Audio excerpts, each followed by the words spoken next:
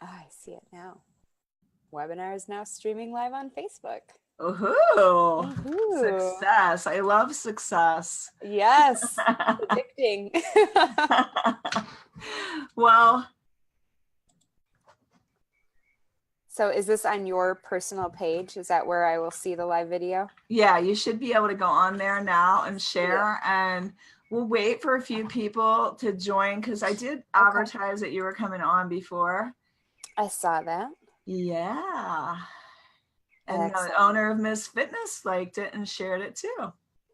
Oh, sweet. Yeah. All right. I think we're good.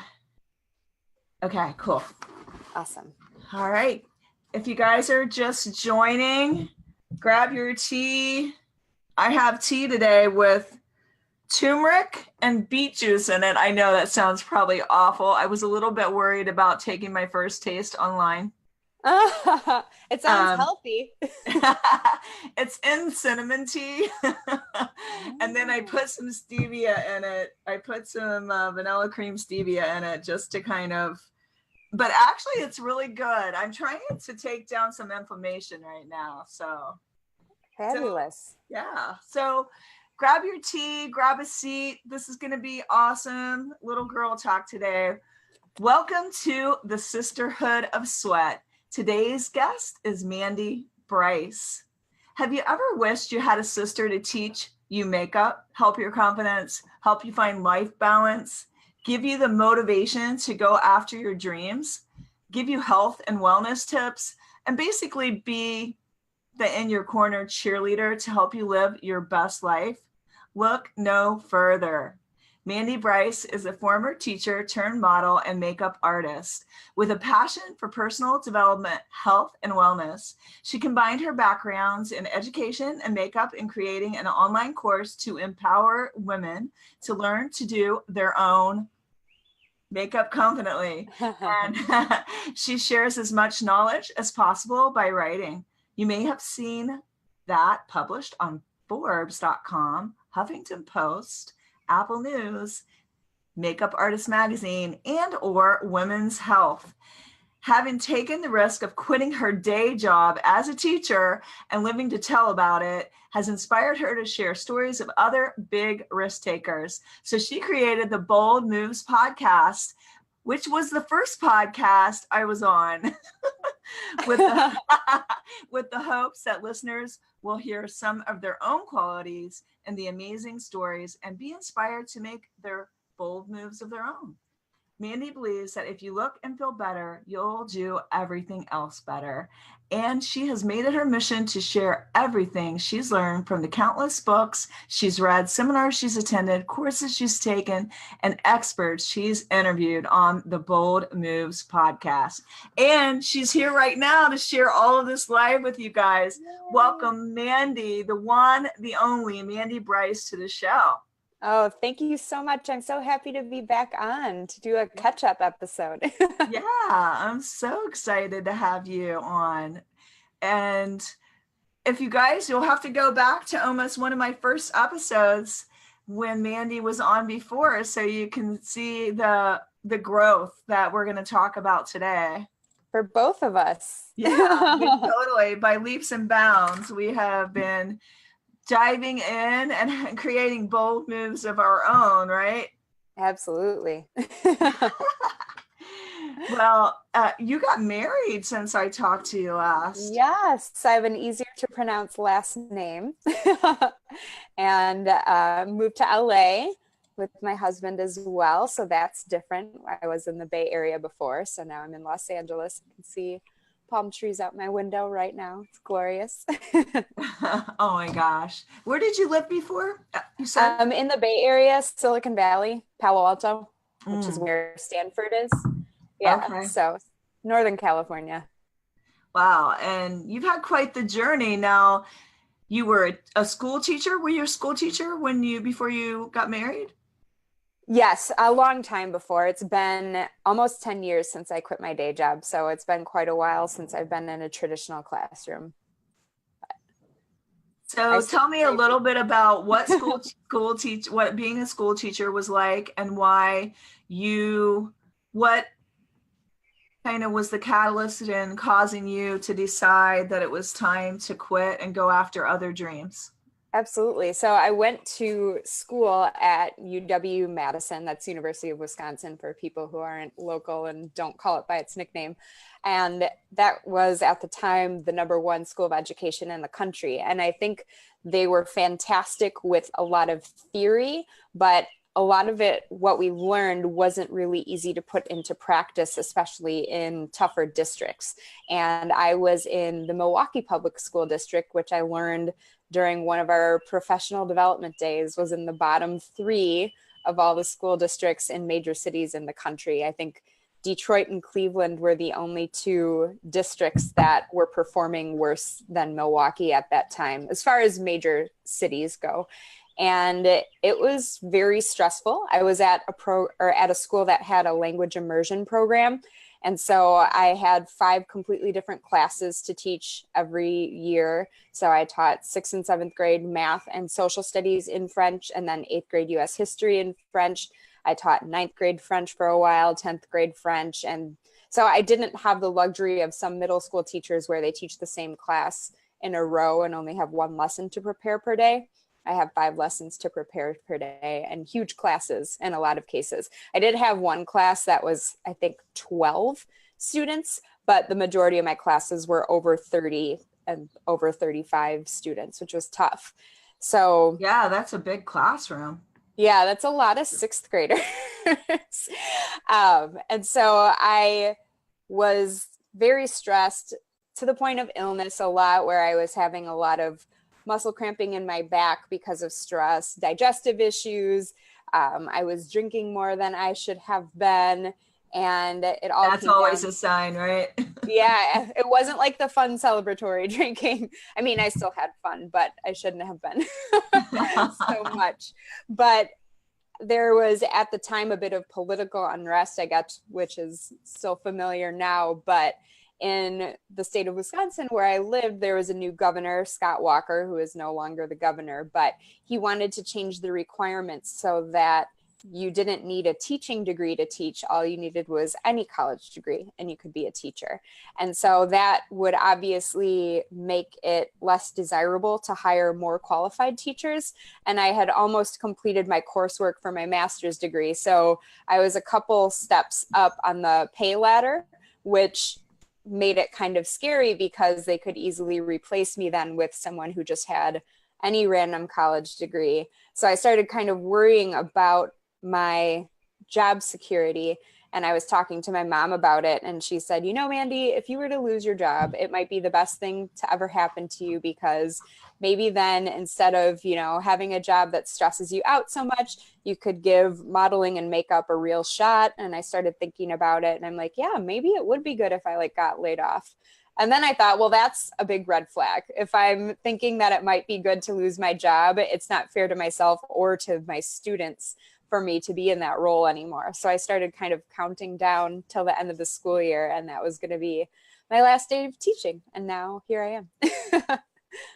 Wow, that's so cool. What would you like listeners out there? Because I tell you what, I hear women all the time that are in jobs that they hate, that don't light them up anymore, where they're stressed out and you're seeing all sorts of symptoms in all other ways.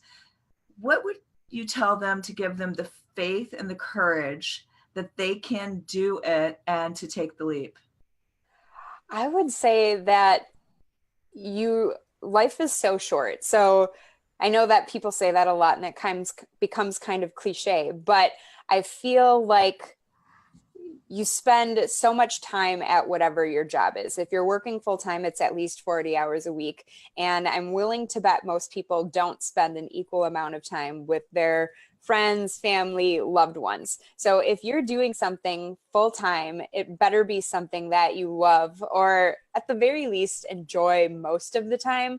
Otherwise, it's such a waste of life.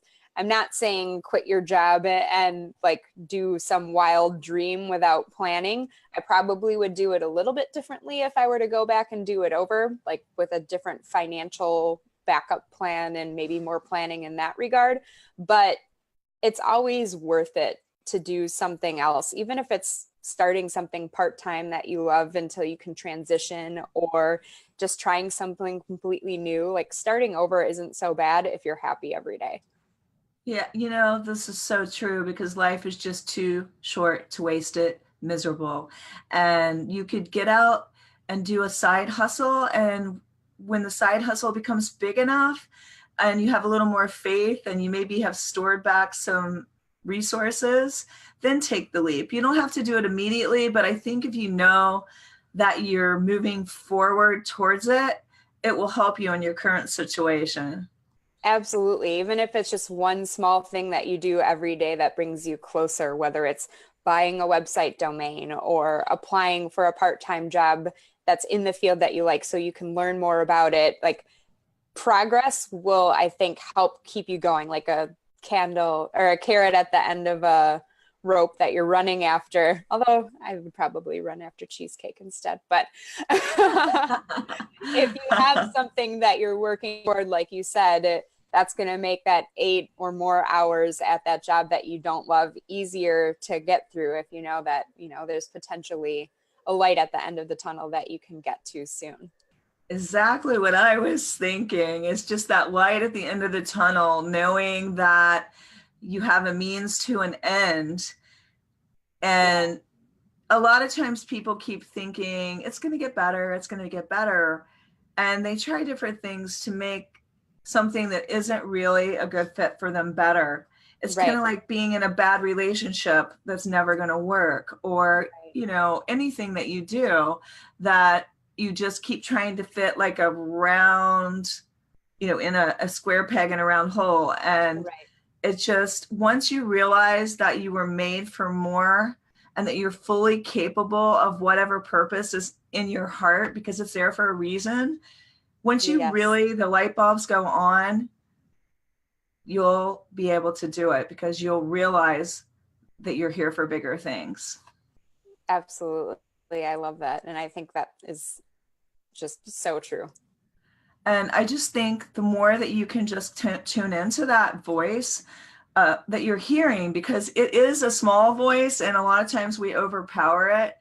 But when you just really start listening to that voice inside of you and don't turn it and tone it down, it'll lead you forward to your biggest dream and your biggest calling.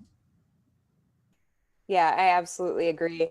And I think another thing too that slows people down is the unknown factor of whatever it is. Like, I think it is what you said too, where people are kind of trying to bail out a sinking ship, where they have their bucket and they're emptying it, whether it's the relationship or the job, where they're like, oh, I can save this. And it's like, maybe you shouldn't. But the unknown is scary. But at least, like most cases, you could always go back to whatever it was that you were doing that you hated. But I'd be willing to bet that most people would not, and would rather have whatever the new thing is. So it's worth it to at least try. I guess they say better an oops than a what if. And I would just say this because I was just listening. I love to listen to motivational podcasts. And today I was listening to Oprah and Dr. Phil, and I loved what he said. What is it costing you to be comfortable? What is it costing you to be in a relationship that doesn't serve you, and a job that's draining you and sucking the life out of you? Are you losing yourself? Is it causing you to conform so you can coexist peacefully? Are you able to be yourself and do the things you do, or are you having to conform to coexist? That is such a great thing to consider, because I feel like people get so used to being settled into whatever it is that they're doing that they don't even consider what they're potentially missing out on by settling or conforming, like you said. And you're missing out on so much, because it's time after time that I see women, possibly my daughter, I could use her as an example today. She was in a really bad place, in a bad relationship. And now, if she would not have left that behind and she would have settled for what was going on, she would not be married to the love of her life right now. And she would not be having an amazing career that is soaring, guys. When I say soaring, I have seen her, the photographer, right? She's yeah. doing so many cool shoots. Maybe someday we'll be able to collaborate and I can do makeup for one of Yeah. her Oh shoots. my But gosh. she's I awesome. can't always tell you who she's shooting. Right. No, I I mean, know it's I'm not big always allowed names, but she to just say. had an amazing shoot. Amazing. I mean, lifetime life dream shoot just last Friday. And so Yeah. we were talking about it today. And I was just thinking about, oh my gosh, if she wouldn't have left all that behind, would she be shooting people like Laura Dern and Ellen Page? And, would she be shooting these people Right. really in Ohio? I don't think so. So I would just say that when you watch somebody else leave a bad situation behind, pay attention to what they do and Yes. look at who comes into their life. Because when, I don't know, I'm just going to say it, when Mr. Wrong is in your life, you can't find Mr. Right because No, you're definitely hooked not. to Mr. Wrong. And that could even translate to a job or whatever situation. Absolutely. And I think they're all so interconnected because if you are in a relationship that's bringing you down, you're not going to be the best you at work and you're not going to be the best you when you're out socializing. So you may miss out on opportunities for a promotion because you're distracted by your personal life, or you may not be going out with your friends because you're at home with Mr. Wrong. And then you miss out meeting the person who's going to connect you to the awesome photo shoot or whatever it is. So it's Yeah, all yeah. connected and you really have to take care of the whole picture. Yeah, and I think the crazy thing is when you kiss that bad situation, whatever it is, goodbye, the universe will move aside when you have called out what your dreams are. I'm telling you Absolutely. guys, it's crazy amazing. Once you make that decision and you move forward, the Red Sea will part for you. Well, I want to ask you about this because we talked about how you were on my podcast and it was the first podcast that you were ever on. And when we stopped recording, you were like, I've been thinking about doing a podcast. Like, do you have any tips for me? And I'm like, yeah, let me, point you to a couple links. And then the next thing you know, you're asking me to be on the podcast. So that happened pretty quickly. And now did I see that you're in the top 200 podcasts? Yes. That's Right. amazing. So how did you do that? I know I've seen you in action when we were at Idea World. You're like, there's Elaine Lane. We're going to go talk to her. I'm going to get her on my podcast. And like, you're a go-getter. And I know that that's part of it, but like, how have you gotten your podcast to blow up? Give me the pointers now. It's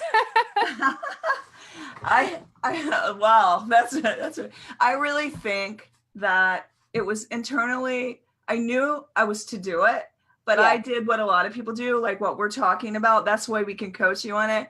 I sat back and I watched other people doing it. And I think it kind of stopped me in my tracks because I was comparing myself to, well, I'm not this, well, I'm not that. Well, I was trying to visualize myself in the role.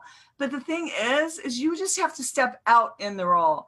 Yeah. You can't really see it fully until you're just in the role. And I think I was just like, oh, I can't be a spiritual guru and I'm not a business. Well, I didn't think I was like a business coach. So I'm like, what am I? What am I going to be to people? And am I going to be able to have enough to say? It's all these it's imposter syndrome. But I think the biggest thing that turns your fear into faith is taking action. And so that's what I'm very much in the Strength Finder. My personality is an activator. So I just started going after things. You know how I don't know, there's all these rules, like you can't approach this person, you have to go through their assistant, and there has to be X amount of downloads before we'll be your sponsor. I didn't even pay any attention to that. I just approached the people that really lit me up inside, that really inspired me, and I just let them know how I felt. And I was in sales, so I do at least know a little bit about that. I know if you believe in yourself and you believe in your message, and you're going to keep presenting it until people just start falling in line. I love that. Well, congratulations, because you took it and ran with it and you're doing amazing. And I'm so happy to see you doing so well.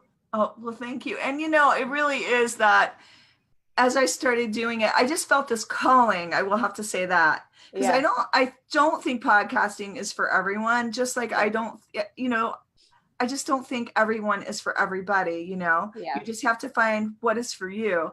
And I knew what my purpose was, and because podcasting literally changed my life. The very first time I heard Lewis Howes on a Mhm. podcast, it literally changed my life because he was talking about sexual abuse, and I really didn't name it, call it out.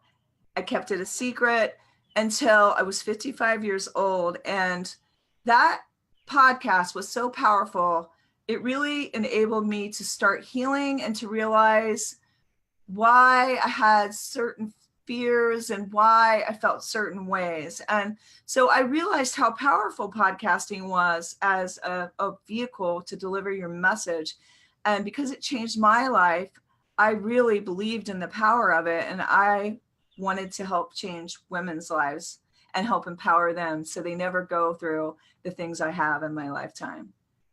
I love that. And I love your story. And I'm so glad that you shared it with me on my show, because I think just like how it impacted you to hear Lewis Howe's story, I'm sure that you have impacted so many with yours, and you're an inspiration. So I appreciate you. Thanks. So, and as are you, because you Thank gave me the you. tips, and you know, I got to come on your podcast and just see how everything was run. And your podcast is so great. I love the whole format of it. I love the way that you asked me questions made me feel comfortable to be able to share my story. And I think it's when we share our stories that lives are truly changed. Absolutely, I agree. Like Yeah. that's the whole point of my podcast is, like you said, to empower women or men who are listening and unhappy with where they are. If they hear a little bit of themselves in your story or anyone else, I interview story and think, if Linda can do it, I can do it too. And then hopefully they start making baby steps and changes and bold moves. I can't tell you how many times that a really good podcast has made changes in my life. Like once I found it, podcasting, I mean, Yeah. don't you feel like when you teach a lesson to your audience, it teaches you a lesson too? 100%. And every single person, like, I'm like, I don't even care if nobody listens to my podcast, because me just doing the interview, I feel like I learned so much. I feel like I'm like set on fire in a good way Yeah. to really go after the rest of my day. And like, it's invaluable. So I Yeah. hope that the same thing happens with the listeners. I really think it's a gift to you. It's a gift to your audience, and it's a gift to your guests. So it's just win, win, win. Absolutely. Yeah. It kind of reminds me of when I was a teacher. Like, what inspired me to become a teacher was I was doing some volunteer work, and it was tutoring elementary school kids when I was in high school. And the light bulb moment when the kid suddenly understood the math that I was helping him with, and then was able to do the rest of his problems on his own. I'm like, I was able to just help that kid with something that he could have for the rest of his life that nobody can take away from him. And I think that's really cool. So that's part of why I like have the podcast, because I'm still teaching, just not with, almost 46 graders in a room at a time. I love that. I love that reason. I think too, like when I really thought about it after I've been doing this a while, I thought, oh my gosh, I was doing all this stuff all along. Like literally, I would get so fired up. I would start writing down all my thoughts, all my ideas. And when I finally started realizing is that I'm having all the same ideas as big people I see up on the stage that are motivating other people. And I'm like, I'm having all these, like, this is my group. These are my people. And I identify with motivational speakers, with inspirational leaders and world shakers. And I know you're getting ready. I'm going to start speaking, and I know that you're getting ready to start your speaking career. I wanted you to tell us about that. What got you deciding to go ahead and start speaking, and what fear have you had surrounding it? Well, I guess some of it is, the exact same thing that you've said, is that I identify with those people. And I've definitely had experiences with speakers before where I thought, I could do it better than that. I could share my message and do a good job with it. And the few times that I have had opportunities to speak in front of people, it has been so motivating to me, and it's felt so natural. Like whether it was a toast at a friend's wedding or speaking at a networking event for women. Those are basically my two main speeches. Or through Beachbody, I was asked to speak at a meeting once, but I love it. And it's, again, another form of teaching, another form of sharing knowledge, and just reaching, as many people as you can at once. So I'm really excited to do it. As far as fear around it, it's mostly because, like I said, the experience that I've had is like giving a toast and then a couple smaller, 50 or fewer people. So I'm a little nervous that people will be like, who the heck is this chick? Like, why she has no experience? Why should we? Oh, yeah. People say that. I say that. I mean, sometimes, like in my mind, when somebody gets up to speak, I'm like, and it's not the person that was supposed to be speaking. Those are the words going through my head, but I always catch myself.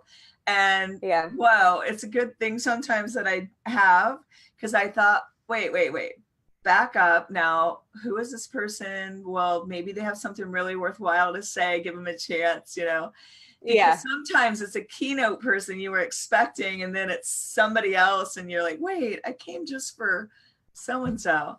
And what I found was I met some pretty key people from turning that around, where I was listening, and this gal it was supposed to be Lewis Howes, and I had won these tickets to Powerful You, and I was in the front row, and I was waiting for the speech, because it was going to be all about the fear of public speaking, which I've had a huge fear. So I was all ready for this. I'm sitting in it, and it was somebody else. And then as I listened to her, I was like, oh my gosh, this is great.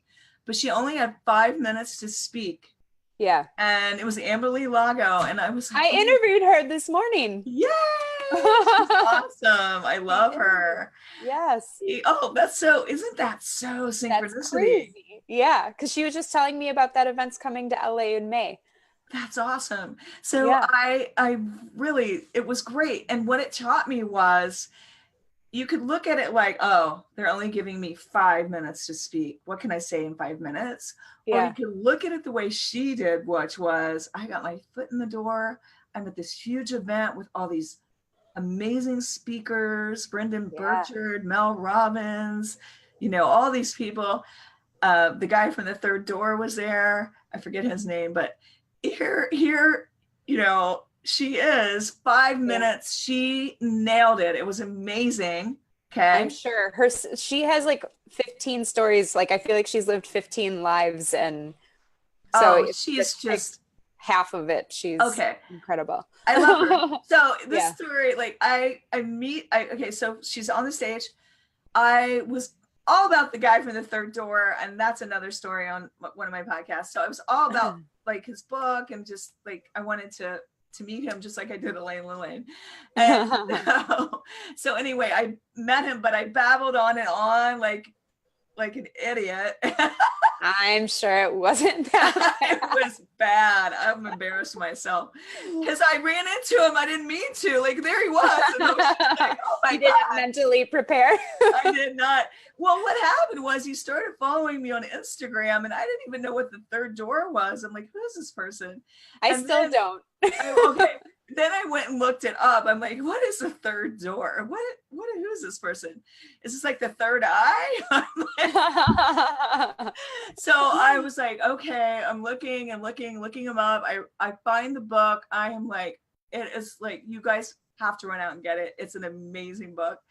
And it's all about what I do, which is I go through the Third Door. I'm not following all these rules to get where I want to go. I am like driven.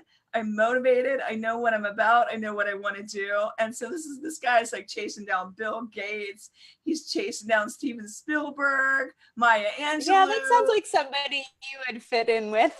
And so he's like hiding in trees and getting like almost taken off and arrested. I was at least, I didn't take it that far. So I'm glad, because I would have been your accomplice and then I would have been in trouble too. I thought, later I felt better because I just told myself, well, you didn't get arrested. And you just told him you were just like a fan person, going on and on about how much you love the book. And I did ask him on the podcast, but I totally bombed. He told me yes, but I've yet to have him on. So that's fine. I never give up. So we went, I was standing in line, what I thought was his line, but here I am first in line and there's Amberly. And we just start talking. And I'm on crutches, like I'm a mess because I had my hamstring reattached. Yeah. And she was the person I was to meet. You know what I mean? Yeah. She was the person I was to meet because she had all this happen to her, and it motivated me so much to get through this horrific injury and 6 months of recovery with my leg. Yeah. And then I had her on my podcast. We've become really great friends. And that's awesome. I was just like, so that's a little bit of why you should pursue your passions. Absolutely. And perfect synchronicity. How crazy. I know. I can't even believe it. This is a great promo for your episode. April 29th. Grit, isn't it? Grace and Grit, or Grit and Grace. I don't remember which Grace order. Grace and Grit. It's a great book, you guys. If you want to be motivated and, also to have no excuses, figuring out what you can do moving forward when, your doctors might say you can't ever, or you may never, which I heard too.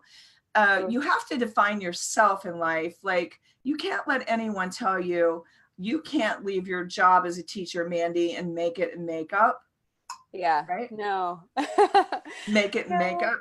Right. It's funny because when people would say like, well, you could always, you still have your degree, you could always go back to teaching. I'm like, I'm absolutely not going back to teaching. I'm like, whether it works or not, I will not be back in a classroom just because it was too toxic for me. And I think some of it was just that I was ill prepared for actual real world teaching. So I wasn't the best at discipline and just a lot of things that I take personal responsibility for as well. But it was just kind of like, I'll work at a convenience store or a gas station or anything before I go back into a classroom, just because it wasn't the place for me anymore. So what is the confidence that you think women gain from putting on makeup, doing their hair, wearing nice clothes? I mean, why is it so important to help people look nice?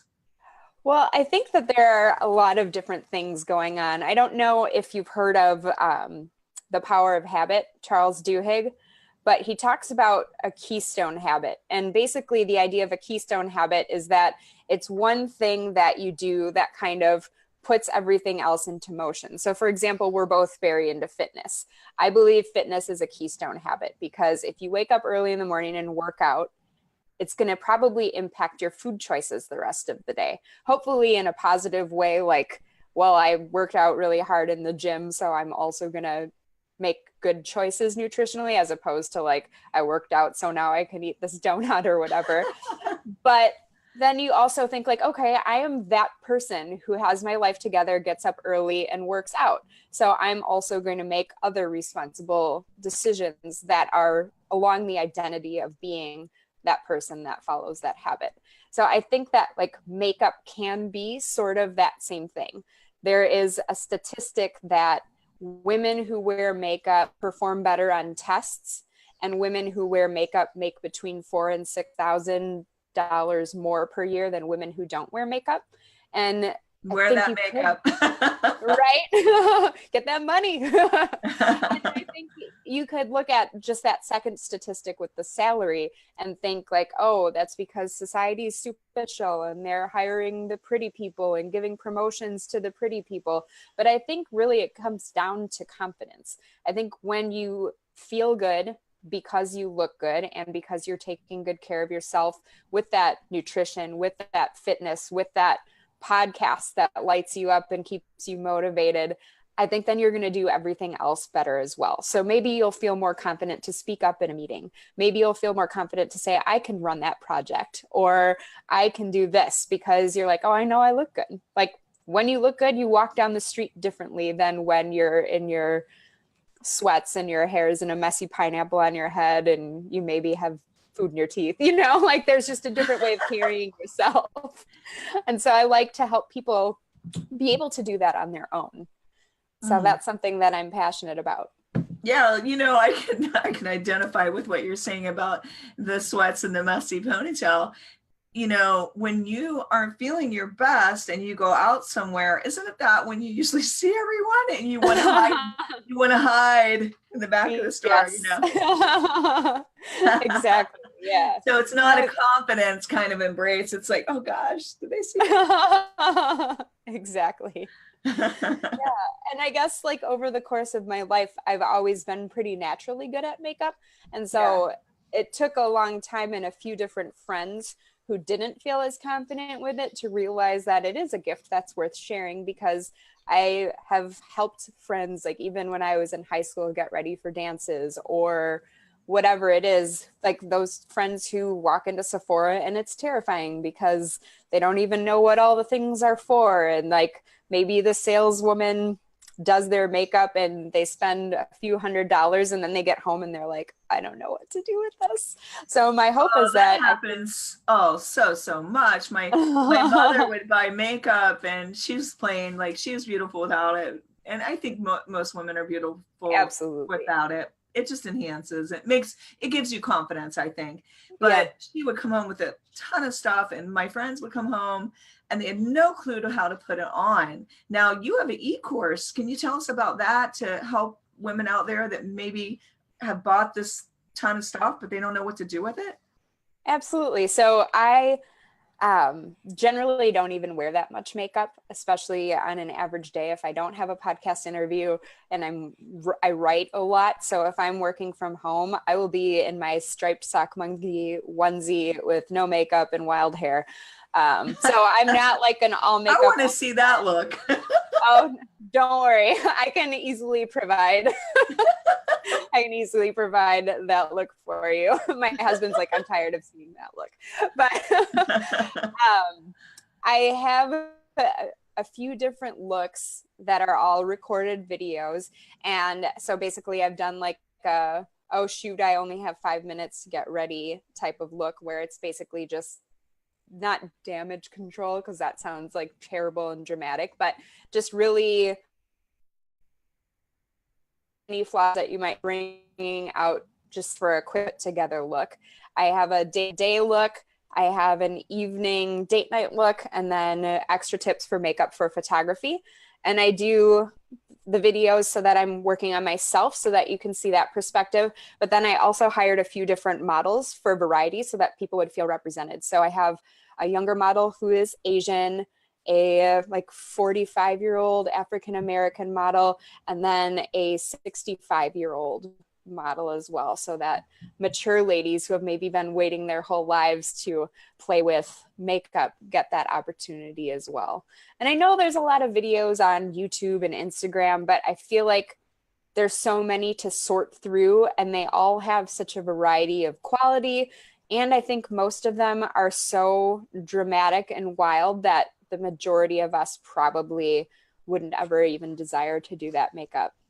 And it takes like an hour and a half. So yeah, that I tried to deterrent. Yeah. You need 700 products. It takes an hour and a half. And then it's like a flaming hot Cheetos inspired eye makeup or something. So how can I win a makeup lesson? I want to win a makeup lesson. Oh, I can arrange that. So what I'm going to be doing soon, and I should do some giveaways leading up to it, but am guilty myself of buying courses and then not doing the work for them. And so I'm like, oh, this is a great course. It's going to be so amazing. And I watch one lesson and then I'm distracted by the next course or next tiny object. So what it's I wanted, like the miracle cure, right? You think it's just going to be yeah, easy. You have to do the right. work. You always have to do the work. Exactly. Always have to do the work for sure. But I decided to kind of think of people who might be like me and buy a course and never do it. And I thought it would be fun to do like a beauty boot camp. So Oh, I love that idea. yeah, we'll be like, okay, we're tackling lesson 1 today or We the have next to, few days. okay, that's it. That's it. Yeah. We have to, okay, I have a huge idea for an event. Okay. And you have to come and do beauty boot camp. That sounds fun. I can't wait to tell you my idea later. Okay, I'm excited. Oh. Oh, wow. So tell us about, what is beauty boot camp? So basically, it's the makeup course that I already have that's available at mandiesmakeupmastery.com. But instead of doing it all on your own and holding yourself accountable, which I think especially for women, it's really hard to make time for yourself to like do something nice for yourself for many of us. And self-care is finally becoming more popular. And it's of course important that it's more than bubble baths and face masks, and self-care should be a lot more holistic than that. But I think the rise in popularity of it is definitely a good thing. But doing it as a boot camp together with the accountability of like, okay, let's everyone see your 5-minute makeup look selfies, and maybe I'll give a prize. I have a huge box of makeup and skincare next to me that I've been sent or came with stuff that it's just not going to be used. So I'm like, let me just mail these off to people who will participate in the boot camp. So we'll make it fun. It'll be like an online sleepover for a couple of weeks, and I think I'm going to tie different charities in every week so that, or every month. So this month boot camp, every tuition will donate a couple dollars to this charity. So I think it'll be a good way to like do good things for each other and then others at the same time, and it'll be fun. It sounds amazing. And I had a ton of ideas as you were talking, so I had to write you got notes. Yes, ideas for you. Ideas for you, awesome. But I'm not saying them on the podcast because they're just for you. Okay, I'll be ready. They're for all the people that you're going to have at your event too, but awesome. I love it. Yeah. Well, I'm excited. I think you're going to be a great speaker because I think teachers are naturally speakers because they have to speak all the time in front of a classroom. And why do you think they're natural speakers? Because they speak all the time in front of a classroom. Yeah. So I think part of speaking is speaking. You have to get up and start speaking, right? Absolutely. I love how it's opposite. For me, I feel like, okay, this is easy for me. It's natural for me. So I'm going to just pull the plug and do it. And you're like, this is something I'm afraid of, but I'm going to do it. And I think that's so cool that you are like, oh, what fear do I need to conquer today? Oh my gosh. Yeah.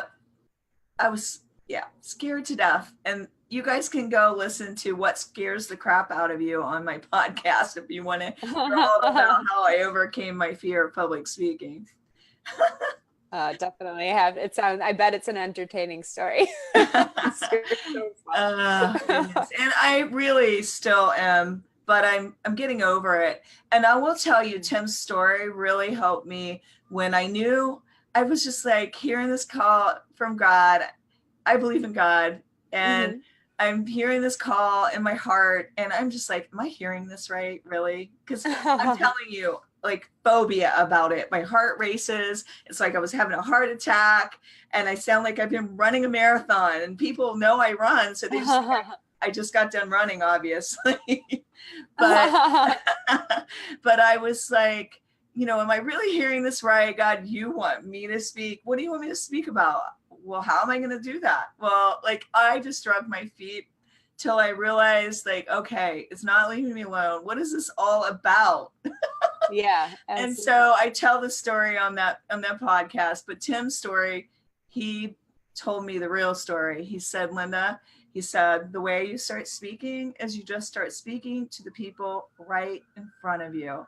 Mm-hmm. And that just made it so simple in my mind. And I started doing that, and people began crying in my studio. And I'm sure. And then I did it on my podcast. I never did a solo round until recently. And it was amazing. The DMs I received, the downloads were off the charts. It confirmed to me that I was on the right track. Well, along with other things, but sure. It had to be like, you want me to do this? Why? Like, because yeah. I did not want to do this. That's so funny. I think back to a guest that I had on my podcast that's a business coach, and she brought up something that is what I think of when you're telling this story, especially since I know your story and how much it could impact people, is that if you even impact one person with your story, like you said, you started in your studio and people were crying, which I believe wholeheartedly, and I'm sure that you impacted more than one person that day. But then when you are able to broadcast that on bigger and bigger scales, whether it's via your podcast or when you do more speaking in bigger and bigger groups, like the number of people that you can impact is just fantastic. And so I think it's almost selfish for you not to speak, Linda, because people need to hear your story. It's selfish for anyone not to do what it is they were made to do, because when you step out, you give other people the courage to step out. And when you tell your story, you are going to affect someone that can only hear from you, because it's to help them. You're going to help somebody else. And so people are waiting for you to step out of your comfort zone and do what you're meant to do. Yes, preach, Linda. I agree. It's perfect. You're so right. Like, I feel like that's what people need. I want that speech recorded on my alarm clock so that at 5:29 a.m. it's like, don't be selfish, share your gift, get your butt up. Stop being scared. I decided I'm not beating on the desk today, so I'm waving my arms a little, because I get so passionate sometimes. You can hear me hitting the desk. Hey, the first step is realizing what you're doing, and now you're checking it, so that's perfect. Oh, and I also say literally like 1,000 times. So I've only said it, I think, 3 today. I love it. You're aware. That's perfect. Yeah. Well, I think listening to your podcast back when you have to edit it is a good lesson in speaking, because you're like, if I say less ums, ahs, and ands and literallys, then I don't have to edit it out. Absolutely. If you can say, oh, I will save myself time. I just cut these out from the start. Well, and also you really don't want to listen to somebody say 100 times. No, or 200 for that matter. Started to drive me crazy for sure. So that's a great, I say so. That's one of mine. So. Because it's a filler. Yep, absolutely. Everybody, I had somebody from Toastmasters in my class, and she was telling the story of how she went to a cooking class. She is like a leader at Toastmasters, and it drove her berserk listening to this guy say and the whole entire cooking class. She went and complained to the owner, and at the time I thought, geez, that's a little much. What, did he teach you how to cook? Isn't that what you're there for? And then I realized when I started editing, because I was looking for a new editor, I was editing my own. I was like, oh my gosh. Now I get the whole 200 times is just too many.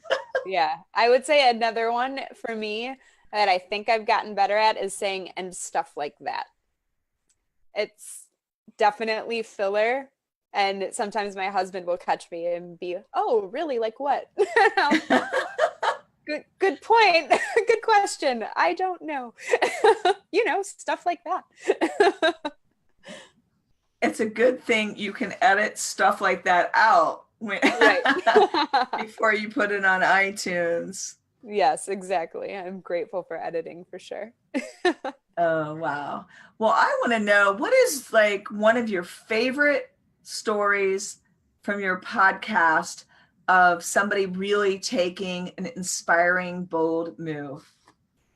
It's so hard to pick because this week is our 250th episode. And so that means I have interviewed at least 125 people who have done some pretty amazing things. But I think one that comes to my mind is this woman who her husband was at work. She was living in San Francisco and she decided that she was going to move to Africa and start a charity. I think that's a pretty wild and interesting story. So yeah, I would say that one would be one. That's definitely a bold move, and she has impacted tons and tons of people. You're going to have to give me the episode number so I can put this in the show notes for people that want to listen. I will, yes. The charity that she started actually works with people with disabilities in Africa because there are a lot of people who don't really understand that it's an illness. And so there are cultures that think that their child is cursed if they have Down syndrome or something like that. Something like that. There I am. It's okay. Now, see, now you're aware of it, you're noticing it. Yeah. I think everybody out there will be speaking better after this podcast. Yes, if that's one impact we can have. It's going to make an impact on you, whether you want it to or not. Too bad. Right. Yeah, but so any diagnoses of a mental illness or developmental issue, some cultures viewed as actually being cursed. And so they do advocacy work through Embrace Culture is the nonprofit that she started, which helps teachers in Africa to service the students with different programs, and even just educating parents, saying things like, no, your daughter isn't cursed. That is so terrible. They need books like the one I just read recently by Nick. It's a long name, like Italian, Santo something. He's I think he has one arm and no legs, and he's a bodybuilder and a fitness model and a top motivational speaker. And the name of the book is Victim to Victor. And they need books like this in their school. Like, they need people to see the other side of the coin. Right. So they can, because if you grow up thinking, oh gosh, I'm cursed. Yeah. What kind of life are you going to have? Exactly. Yeah. Some of the stories she told were heartbreaking, but it seems like she's having a really positive effect on. I love that. That is a great mission. Yeah. And I actually met her through a similar sort of story, a success story of someone with Down syndrome. Her name's Madeline Stewart. I did her makeup, and then I had her and her mom on my podcast, but she is the first supermodel with Down syndrome, and she's done New York Fashion Week a few times and has had viral videos and been published all sorts of places, and is just delightful. She's such a fun fantastic. But yeah, that's how I met her. I love hearing stories like that. Yeah, it's that, like you said, victim to victor. Like, that's the mentality that really a lot of people need to hear those stories, because they'll think that even if nobody's saying they're cursed, but if they feel like they are, then that's in their own mind, everything they do. Yeah, exactly. With the stories they're telling themselves or the negative things that they've let in. I think you have to guard your heart and guard your mind.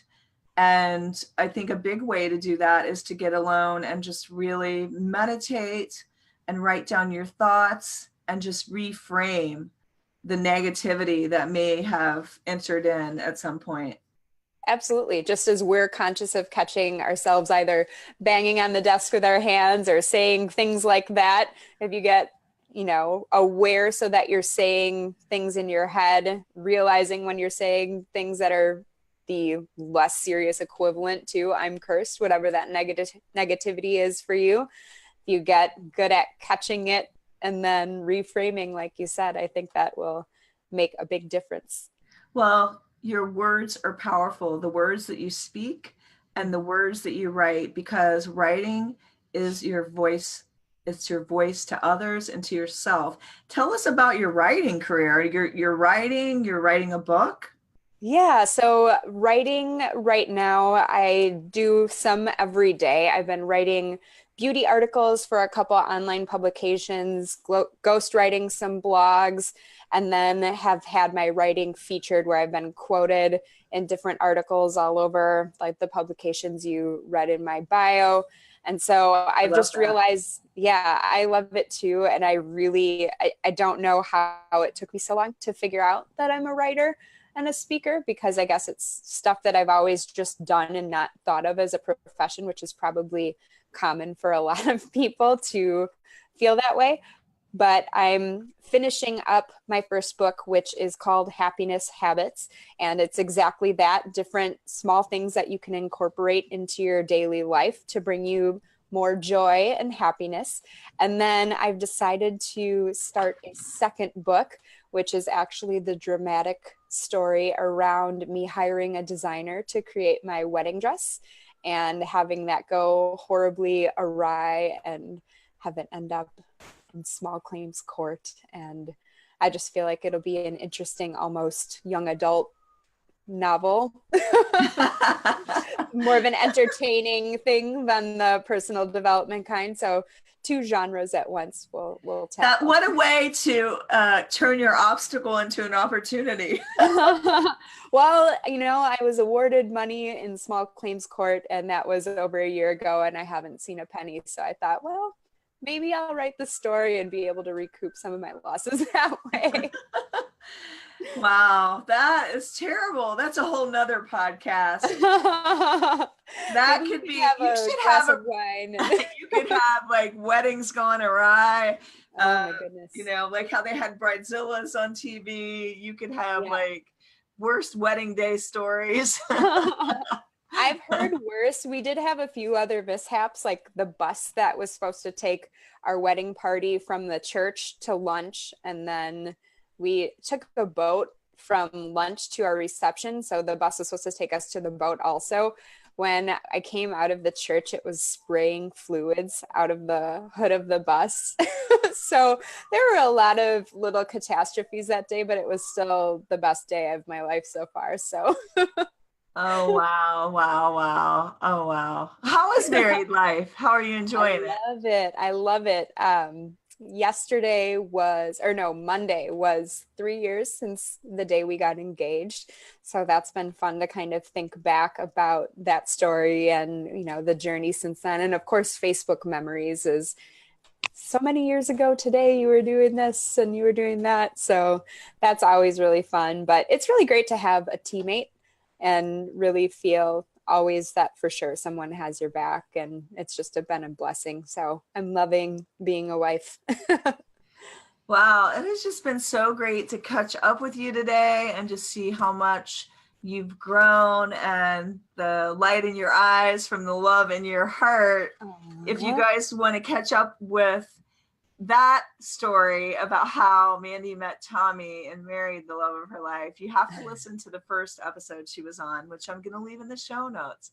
And can you tell everybody where they can reach you on social media and get your e-course?